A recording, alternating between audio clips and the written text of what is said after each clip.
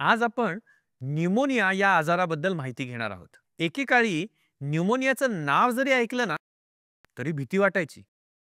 पण अलीकडे प्रगत उपचारांमुळे हा आजार नियंत्रणात आला आहे. पण तरीही लहान मुलं, वृद्ध व्यक्ती किंवा ज्यांची रोगप्रतिकारक शक्ती कमी आहे, त्यांच्यासाठी हा अजूनही गंभीर आजार आहे.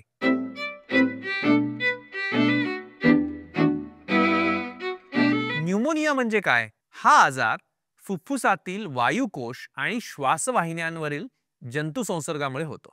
ह्यामुळे ताप, खोकला, दम लागणं आणि छातीत दुखणं असे त्रास होतात.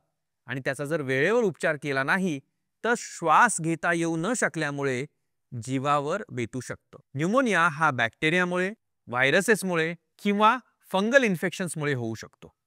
न्यूमोनियाची लक्षणं जाणून घेणं महत्त्वाचं आहे, कारण वेळीच निदान झालं तर गंभीर परिणाम टाळता येऊ शकतात. ताप येणं आणि त्याच्यासोबत थंडी वाजणं, सोबत प्रोडक्टिव्ह खोकला असणं अर्थात खोकल्यात बेडके पडणं. हा खोकला सुरुवातीला कोरडा आणि नंतर कफयुक्त होणं, त्याच्यात कधी कधी रक्त पडणं, त्याच्यासोबत दोन्ही बाजूला छातीत दुखणं, विशेषतः खोल श्वास घेताना दुखणं, थोडंसंही अंतर चालल्यावर दम लागणं, श्वासाचा वेग वाढणं आणि तो वेग 30 ते 40 वेळा एका मिनिटाला होणं, ही सगळी न्यूमोनियाची लक्षणं असू शकतात. ताप, प्रोडक्टिव्ह कफ, चेस्ट पेन आणि ब्रेथलेसनेस यासोबत वाढलेला रेस्पिरेटरी रेट ही सगळी न्यूमोनियाची लक्षणं आहेत. न्यूमोनियाचं डायग्नोसिस करण्यासाठी डॉक्टर खालील तपासण्या सुचवतात.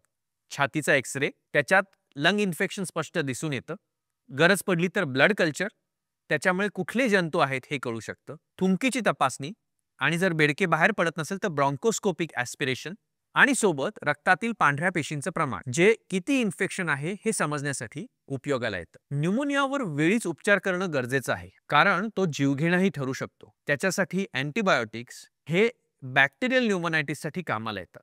फीवर कंट्रोल करणारी औषधं ही इन्फ्लमेशन कमी करण्यासाठी कामाला येतात.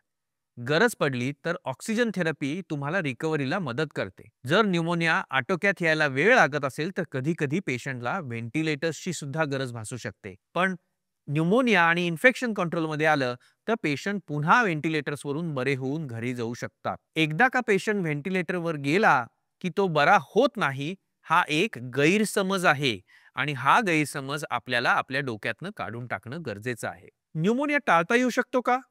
नक्कीच. हे अगदी सोपं आहे. याच्यासाठी न्यूमोनिया टाळता येणारे व्हॅक्सिन्स आता अवेलेबल आहे.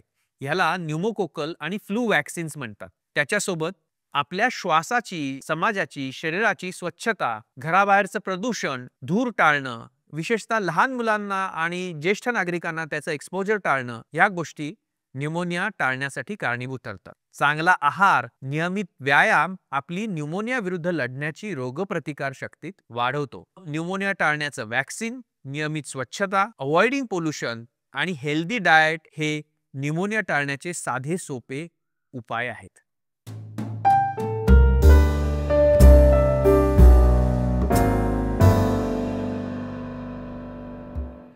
आजचा व्हिडिओ पाहिल्याबद्दल मनापासून धन्यवाद.